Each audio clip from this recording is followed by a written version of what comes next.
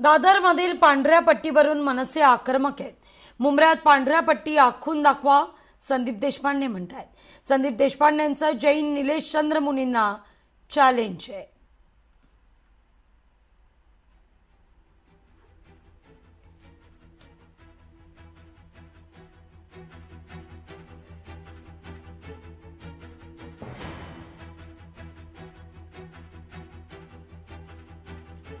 वाद वाढलेला आहे आणि हा संदीप देशपांडे जैन धर्माला पण बदनाम करण्याची कोशिश करतो. मला असं वाटते की काँग्रेसवाल्यांनी हा देशपांडे मनसेला एक सुपारी दिलेली आहे. जैन समाजाला नम्र निवेदन करतो की तुम्ही शांतता राखा आणि शांतीने यांच्याशी विरोध करू नका.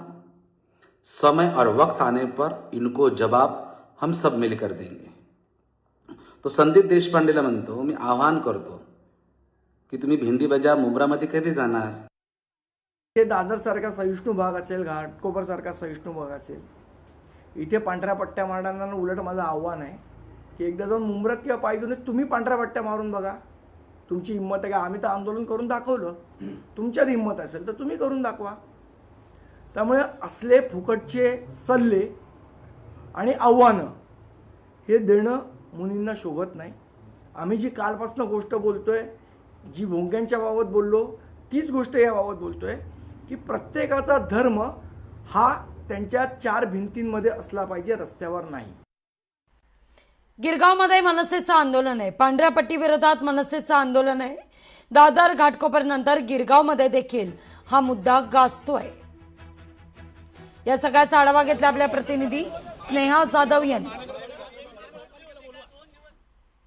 मुंबईत बऱ्याच ठिकाणी पांढऱ्या पट्ट्या पाहायला मिळत आहेत. घाटकोपर, दादर, आता गिरगावमध्ये देखील अशीच पांढरी पट्टी पाहायला मिळत आहे आणि त्याचाच निषेध करत मनसेकडून आंदोलन पुकारण्यात आलेलं होतं. परंतु काही वेळापूर्वीच मनसेचे जे आंदोलन करत होते त्यांची मात्र उचलबांगडी जी आहे ती पोलिसांकडून करण्यात आलेली आहे. मोठ्या संख्येने महाराष्ट्र सैनिक या ठिकाणी जमलेले होते आणि त्यांच्याकडून ही जी पांढरी पट्टी आहे त्याच्यावरती काळ्या रंगाचा स्प्रे मारून निषेध करण्यात आलेला होता आणि त्यांचं असं देखील म्हणणं होतं की पांढरी पट्टी ज्यांनी मारलेली आहे त्यांच्यावरती कारवाई करण्यात यावी.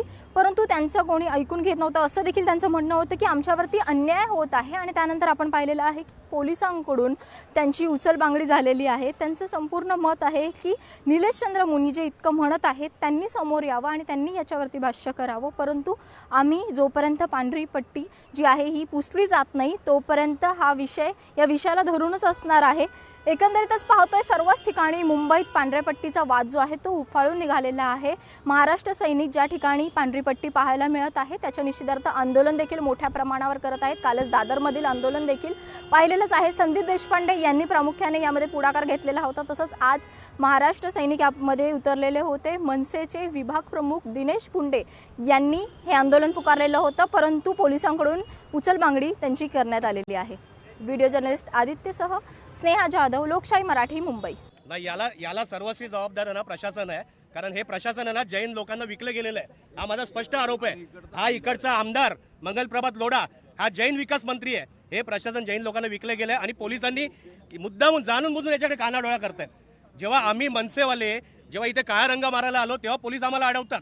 मग ज्या वेळेला हा पांढरा पट्टा मारला या लोकांनी त्यावेळेला पोलिसांनी का नाही कारवाई केली? नाही, आत्ताच मी पोलीस प्रशासनालाच अल्टिमेटम दिलेलं आहे. जोपर्यंत हा पट्टा काळ्या रंगाचा होत नाही तोपर्यंत महाराष्ट्र सैनिक इथून हटणार नाही. मग आमच्यावर केस दाखल करा, गुन्हे दाखल करा, आम्हाला त्याची कसलीही भीती नाहीये. पोलीस आम्हाला आता न्यायला आलेले आहेत. त्यापेक्षा पोलिसांना सांगा की हे पांढरे पट्टे पहिले बुजवा. आम्ही तुमच्या पोलीस स्टेशनला येऊन स्वतः येऊन बसायला तयार आहोत. पण हा पांढरा पट्टा काळा केल्याशिवाय आम्ही इकडनं जाणार नाही आहोत. भाजपचे जे इकडले जे निवडून आलेले मराठी लोक आणि त्यांचे जे इकडले मुंबईचे प्रमुख आहेत त्यांनी बोलावं या विषयावर. तर आम्ही काय ठेका घेतलाय? पण मुंबई ही मराठी माणसाची आहे. मुंबईवर मराठी संस्कृतीचा पगडा राहील.